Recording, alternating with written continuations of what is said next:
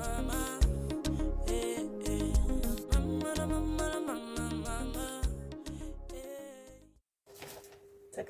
Timanang Khanya Disedi. Hello everyone and welcome back to the one-on-one session with Gogo. I'm sorry, and I'm your host Gogo. I'm giving you guys tips, lessons, and teachings on everything spirituality. Okay, so today I'm gonna be talking about how to astral project, right? So this is actually, I'm very excited to make this video because I actually love astral projection. It's actually one of the things that at some point I delved into so much that it has a lot of benefits, and I'm going to talk about them now, and also certain tips that I can give you guys in terms of how to do it properly. Okay, so it's gonna be a very short video though, just so you know. And I also have my notes that way I don't forget anything that is important. But first things first, let's talk about what is, oh, and by the way guys, I have to say this, the number that is on the screen is strictly for consultation bookings only, and also ordering herbs, products, soaps, lotions, sages, and other products that I have on my catalog. If however you do have a question, please leave it on the comments section. I've said this so many times, it's actually been funny for me to say this now. Please leave it on the comment section. That is where as I'm going to answer your questions, because on my WhatsApp it's strictly those things, nothing else in between. Okay, so going back to business, astral projection. What is astral projection, or also known as astral traveling or out of body experience, right?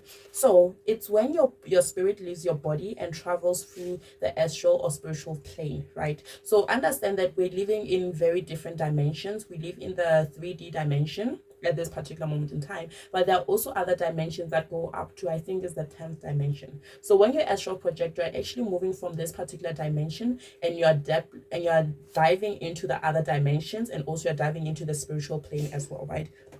During this state, one can travel to other dimensions through time. They can travel through time. Meanwhile, the body is stuck where it's left. So this is where, as your body can be stuck while sleeping, or you're meditating, or whatever it is that you could be doing, while your spirit is actually out and about, and you're very much aware of what exactly is occurring within your surroundings, or rather surroundings of your spirit, because at that particular time, take the spirit as like an engine for your body.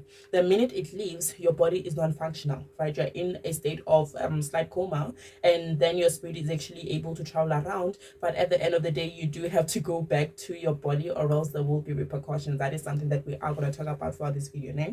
During this stage, your body is left empty, which can pose the danger of spiritual possession, which is one of the dangers of it. And also, some people can astral project at will, while others, it happens unintentionally. So you'd find that certain people, they've tapped into a point in their spiritual being, whereas they can just astral project at will. Like, you see me sitting here and I can just switch and like astral project. You'll just think that I'm sleeping on the chair, but in reality I'm out and about doing my things. And other people, it just happens spontaneously. They don't have to try, they don't do anything, they don't even know how they tap into this particular state, but it just happens, right? So it's actually very important for one to train themselves into how to do it properly, especially if you have instances where as you astral project at like without trying, or it just happens spontaneously when you're not intending to, because that can also be very dangerous, which means that you're not in control of how you do it, when you do it, and why you do it, right? So hence, training yourself will actually help in terms of protecting your body spiritually, and doing the necessary measures before doing it to protect your body while it's still in the physical realm, which is where we are at this particular moment, right? So I want to talk about, why do people astral project, or rather what are the benefits of astral projection, right? So the first thing that I want to note down is that this practice can help people with their personal growth. So when you astral project, you are actually tapping into your inner self. You're tapping in with your consciousness, and it allows you to understand what measures or what things are needed from you as a person to actually grow within the physical realm, right? And that is actually the main thing. When we are put in this earth, or when we come into this earth or in this world, we are here to actually try and like grow and better ourselves as spiritual beings. That way, when we do pass on, our spirits can move forward into the next level, right? I believe life as a 7 trial state now, whereas you come back into this world multiple times, and every time you come back, there's something you need to learn, right? So the practice of astral projecting is something that can allow you to understand your main purpose, or rather allow you to do the necessary growth in the physical and also the spiritual realm. That way you can perform your main purpose of coming into this world, right? Number 2, it can expand your consciousness. This is where as you have full and deep understanding of your spiritual work, or rather your spiritual self, and what your ancestors and your spiritual guides want you to understand, and also help you in terms of understanding your conscious desires and conscious, I sound like such a chakra hand right now, but I'm not one though, but it gives you that that understanding of your conscious self. Yeah, let me just leave it at that, right? Number 3, it gives you spiritual insight. So some people astral project to actually be able to understand what their spiritual tasks are, what their spiritual abilities are, how to tap into certain spiritual things that they're supposed to tap into, right? Because I believe that we as human beings, we are spiritual beings, like I said, and there are spiritual things that you need to know how to do and tap into. So by astral projecting, you actually allow yourself to be able to tap into those things and be able to do them with ease and with the proper guidance of your ancestors. That is where certain people, when they astral project, they can even call on their ancestors to get the guidance and the clarity that they need in terms of their spiritual journey. So you get the spiritual insight that you're looking for from your guides and the people or the spirits that are working with you, and the holy ones as well, right? Number 4, you gain knowledge in regards to your life path. So every single person has a specific life path. Yes, we cross paths, it's fine. We all play a role in other people's lives, but other people don't. So you get to understand what your life path is. Yes, there are different ways in understanding your life path, but this is one of the major ways in actually understanding it. If you do it properly and you do it the right way, you'll be able to understand your life path at the end of the day, right? Number 5, it's a way to receive visions and premonitions. So it's actually something that can also be done to actually open your third eye, because remember that your third eye, it is the main source of your premonitions, your visions, and it also opens the crown chakra, which is actually also good for visions and also makes it easier to astral project. So the minute you astral project properly, that is where as you need to know that your crown chakra is active and is working properly, but you're also enhancing your visions and your dreams, but thereby empowering your third eye to actually have more visions and dreams. That way you'll know what you need to do, you'll understand what your ancestors are saying to you through the visions and premonitions, and you'll also have a glimpse of what to expect in the near future and whatnot, and also things of the past that you need to look back into in order to help you with your personal growth in this current moment in time, right? Number 6, it allows understanding of the other dimensions within the world. Like I said, we live in a multifaceted realm, right? Yes, we're in this particular realm, but there are other realms around us. Spirits are walking around us on a day-to-day basis. Ghosts, ancestors, angel guides, they're in our surroundings, right? So the minute you manage to tap into that state of astral projecting or astral traveling, that is where as you'll be able to understand how the other realms work and how we connect with the spiritual realm and whatnot, and also how to protect yourself from entities that are in the spiritual realm but have ill intentions towards you, right? Number, I think it's 7, it can aid in connecting with your ancestors. Like I said, certain people, when they astral project, they can call onto their ancestors, connect with them, and get proper instructions from them. So for spiritual people, by long, they need clarity in their spiritual life. It's very important for you to learn how to properly astral project. That way you can get the proper guidance from your ancestors so they can be able to communicate with you and converse with you easily and properly, right? And lastly, it enhances your spiritual gifts. So this is a spiritual practice that makes you stronger as days goes on, right? Understand that with spiritual work, the longer you're in it, the stronger you become, the more knowledgeable you become, but also dabbling into certain spiritual practices can also help strengthen your spiritual gifts, and this is one of the practices that do that, right? And also one thing that I want us to look at is how it is done, right? So in terms of astral projecting, there are certain things that you can do to actually like lean into it, right? But understand that when you do these things, it's important for you to protect your area, to stage your surroundings. It's very important, because if you don't do that, then you will open portals you're not supposed to. Have spoken about spiritual portals, and they're basically everything. Something as simple as a mirror is a portal. So you don't want to open that portal while you're busy trying to connect with your ancestors and your spirits, right?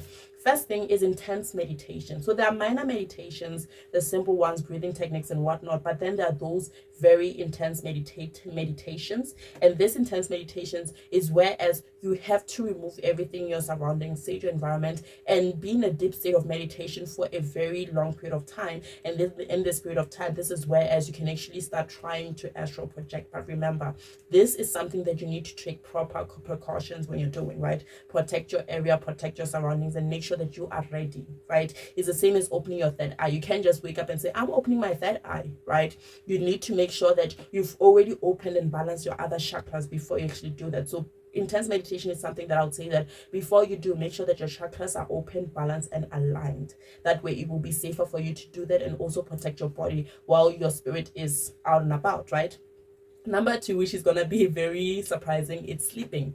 Like, the state of sleep is a very calm state for a person, and when you're in a very calm state, it makes it easy for you to astral project. So now, what I used to do back in the old days, I'll literally just lie down in bed and concentrate to a point whereas I'd be semi asleep and semi awake, and I'd actually like practice the whole astral projecting, and I'd see myself like within my surroundings, seeing what's going on in my room. Other times I'd even like try to see if I can go further, right? It's a bit of a risky thing to do, but it's also the safest way of astral projecting, sleeping. Né?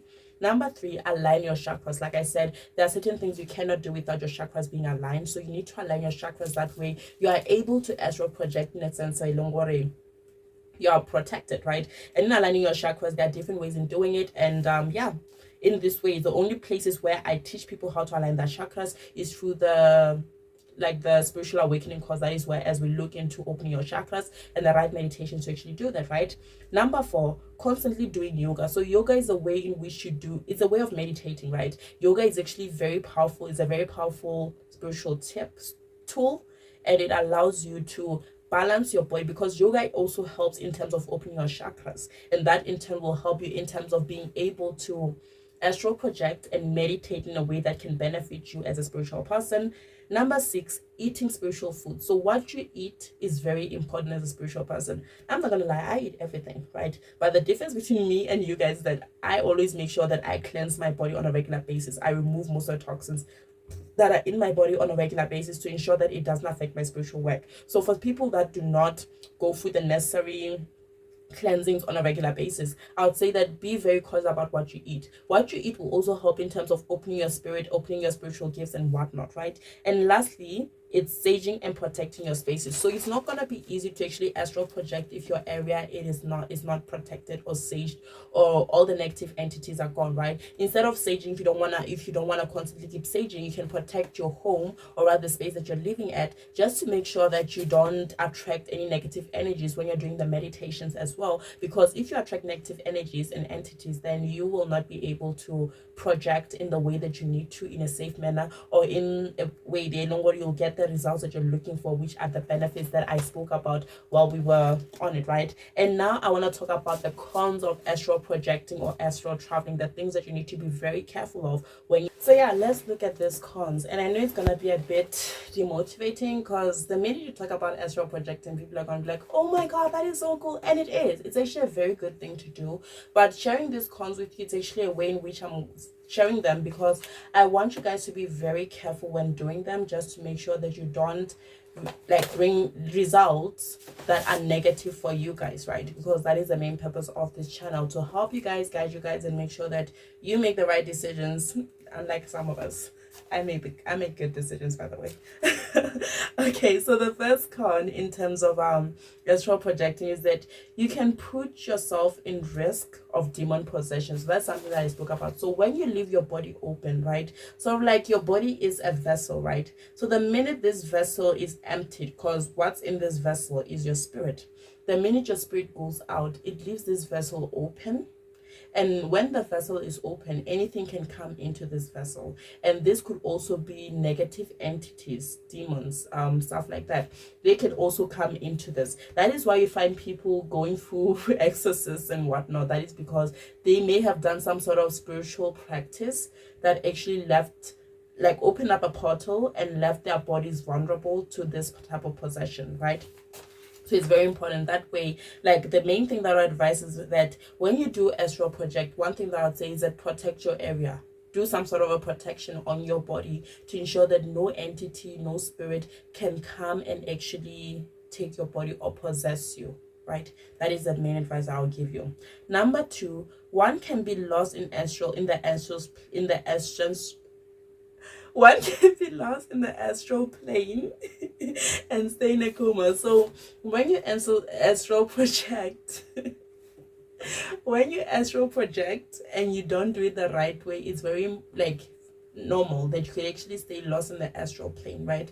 And this is whereas people would actually assume that you are in a coma, but instead your spirit is elsewhere and it's lost, right? And the longer you're there, the harder it is for you to actually come back. So that is whereas when you are diving into other dimensions, it's important to make sure, like, I understand that the spiritual realm has no time, but it's always best not to stay there for too long, because the longer you're there, the more risk you're putting yourself in, right? And the more you attract a lot of entities and energies, because they will know that you do not belong there, right? So you put yourself at risk a lot. So the longer you're there, the longer you will be lost within the ancestral plane, right? And this is something that I'm gonna emphasize on, because it's something that I feel like even when people do this thing out of practicing or teaching people how to astral project, they don't keep that in mind, so much so that they put other people's lives at risk, right? Yeah, I got serious over there.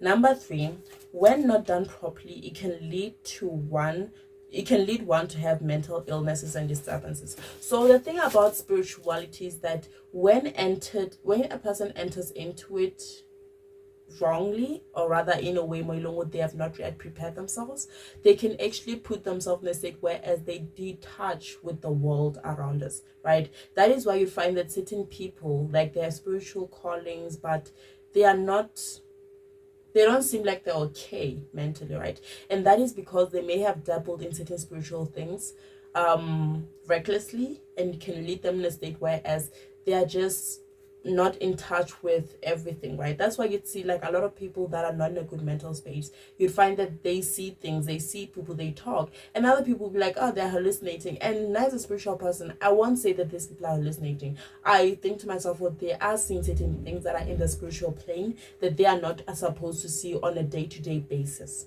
right?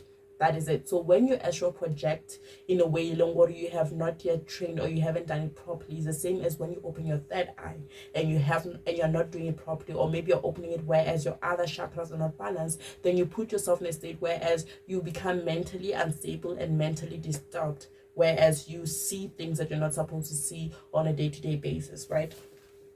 Number 4, it can result in being out of touch with the world. So this does go hand in hand with what I just spoke about.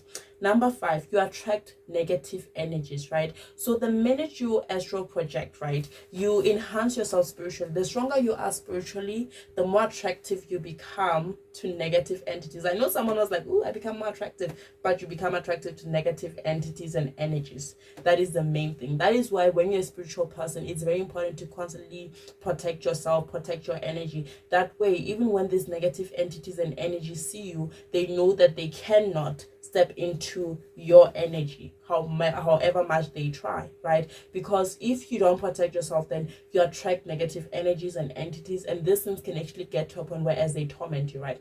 It's like, for instance, you get a Ouija board and you start practicing it, you start playing with it as a game. Automatically we know that that is a portal, a spiritual portal. Then the minute you do it, you are attracting negative energy. You are also putting yourself in a state whereas you are being a bit more spiritually heightened, right? And hence you attract the negative energies and entities. That is something to keep in mind, right?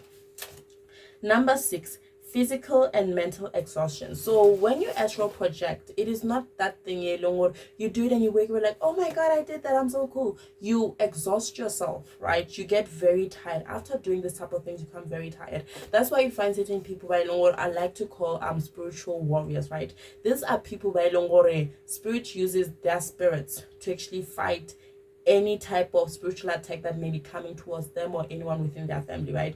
So this also a way in which we can say it's a form of astral projection, but it results in being very exhausted, because you'd be like, my body was resting, but in reality, the fact that your spirit was actually up and about, then you're exhausting yourself, you're exhausting your mind, and the minute you exhaust yourself, then you'll find yourself being very tired throughout the day on a day-to-day basis. So it's not something that I'd advise anyone to do regularly, right? Do it when necessary, because if you exhaust yourself physically and spiritually, then there are certain things you will not be able to do in the physical and the spiritual world, right? So you need to have limits on what you do, when you do it, and how you do it. At some point you need to be like, okay, today I just want to chill, I want to rest, I want to recharge, because recharging your body, your spiritual self, it's very important to ensure that you're able to do what needs to be done in the physical and the spiritual plane, right?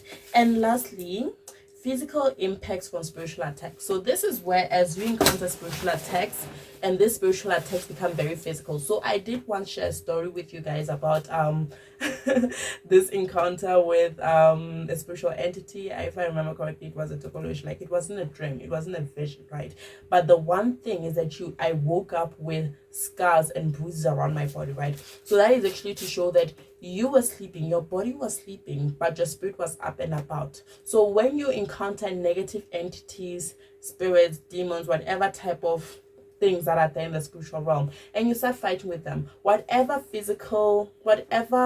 harm they put on you in the spiritual realm, there are more chances that you'll actually encounter that in the physical, right? For instance, another good example is when you're having dreams of a snake, which is an ancestral snake, and it bites you, you would wake up with the pains on the exact area whereas you were bitten in that particular dream. This is because your spiritual body and your physical body are still connected, and the fact that they're still connected, whatever happens to you spiritually also happens to you spiritually. That is why it's very possible for your ancestors to even initiate you through dreams, through visions, because spiritually you're there. Even though your body is resting somewhere else, your spiritual body is there, and your spiritual body is working. Hence, your physical body is also being impacted by whatever it is that is happening in the spiritual realm. I hope that makes sense. Okay, anyways, that is it for today. I hope you guys love this session. I hope you guys love this video, and I hope it gives you guys clarity on how to astral project. But remember, when you do astral project, it's important to take the necessary measures. And if you do astral project unintentionally on a regular basis, take the necessary measures to protect your area. That way you don't attract, or rather you don't leave your body too open for any negative entities or energies to come and attack you or have any power over you throughout this entire process. Anyways, thank you guys for joining me. Have you guys a beautiful one. Tokozani. And at night in time we're walking in the bright stars, dancing in the moonlight. Evenings have been so sweet. We sing the sun is sleeping.